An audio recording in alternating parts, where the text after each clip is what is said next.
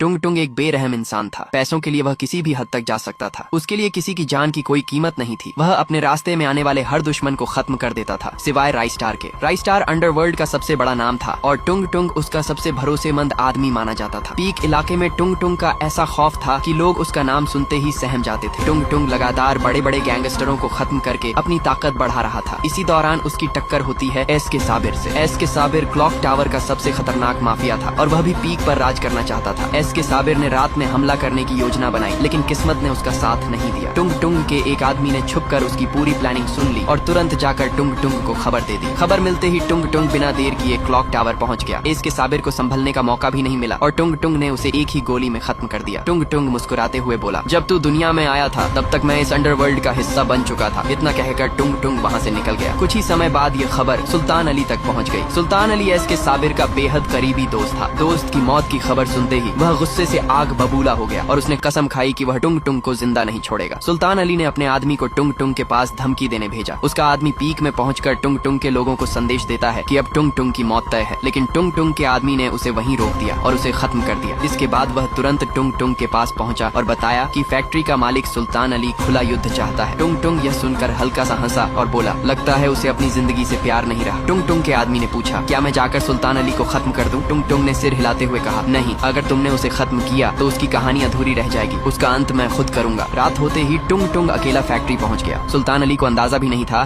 कि उसका आखिरी समय इतना करीब आ चुका है। टुंग टुंग ने उसे खत्म कर दिया और वहां से निकलते वक्त सिर्फ इतना कहा, तुम लोग सिर्फ बातें करते हो और मैं काम करके दिखाता हूँ, यही असली फर्क है। उस रात के बाद पूरे देश में टुंग टुंग का नाम डर की पहचान बन गया। लोग उसकी ताकत और उसके फैसलों से कांपने लगे। लेकिन कहानी यहीं खत्म नहीं होती। असली तूफान अभी बाकी है, क्योंकि बहुत जल्द इस कहानी में एंट्री होने वाली है रॉकी भाई की और उसके आने के बाद अंडरवर्ल्ड की दुनिया पूरी तरह बदलने वाली है।